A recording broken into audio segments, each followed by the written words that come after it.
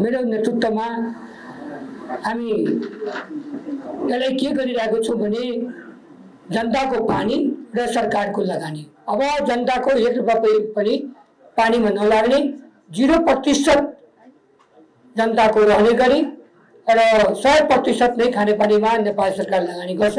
त्यसको नीति सहित हामी अगाडि बढेको छौं। खानेपानीको पहुँच विस्तारमा महत्त्वपूर्ण योगदान पुर्याइरहेको छ भने हामी विश्वास पनि लिएका छौं।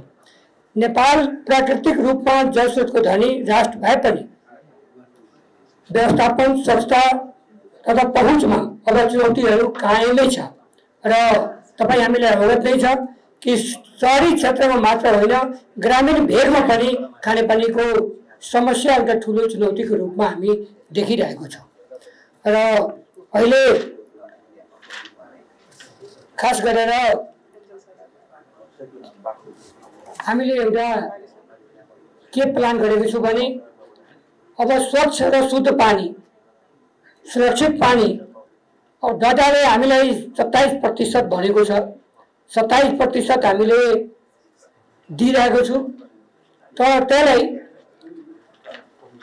1 वर्षमा 57% पुर्याउनको निमित्त हामीले प्लान बनाएर मन्त्रालयले अगाडि बढेको छ।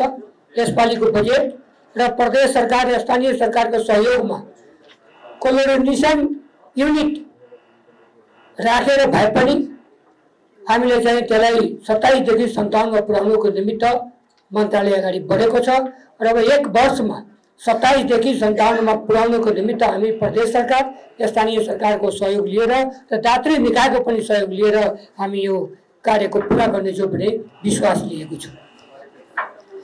सन् 1993 देखि हरेक वर्ष 22 मार्चमा मनाइदै आएको विश्व पानी दिवसले स्वच्छ पानीको सुनिश्चितताको लागि विश्वव्यापी प्रतिबद्धता पुनः दोहोर्याउने अवसर प्रदान गरेको छ। नेपालमा पनि पानीलाई मानव अधिकारको रूपमा सुनिश्चित गर्ने संवैधानिक व्यवस्था छ। तथापि व्यावहारिक कार्यान्वयनमा अझ धेरै सुधार गर्नुपर्ने आवश्यकता छ। विशेष प्रभावकारी परिचालन अपरिहार्य छ। यसै सन्दर्भमा आजको यो गोष्ठी अत्यन्त महत्त्वपूर्ण छ, जसले यस क्षेत्रमा सरकार राख्ने सम्पूर्ण पक्षधरहरूलाई एक साथ ल्याई समसामयिक चुनौतीहरू र तिनका समाधानमाथि व्यापक छलफल गर्ने अवसर प्रदान गर्नेछ। आजको महत्त्वपूर्ण यस अवसरमा हामीले पानीको प्रभावकारी व्यवस्थापन, स्वच्छता तथा समावेशी नीति निर्माणतर्फ ध्यान दिनुपर्ने अति आवश्यकता छ।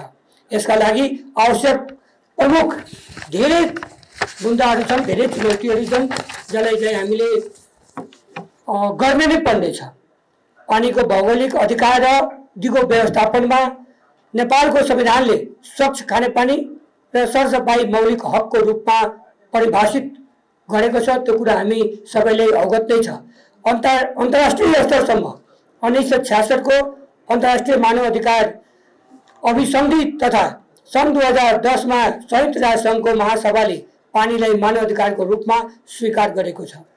नेपालमा खानेपानी सेवाको व्यवस्थित सुरुवात विक्रम सम्वत 1948 मा वीरधाराबाट सुरु भएको र पहिलो पञ्चवर्षीय योजना विक्रम सम्वत 2013 देखि खानेपानीलाई योजनाबद्ध रूपमा सम्बोधन गर्दै आएको पनि पाइन्छ।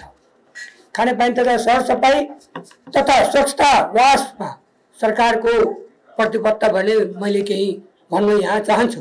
नेपाल सरकार खानेपानी मन्त्रालय संविधानले प्रत्याभूत गरेको मौलिक हक अनुसार स्वच्छ खानेपानी र सरसफाईको सुनिश्चितता गर्ने कटिबद्ध गरेको छ।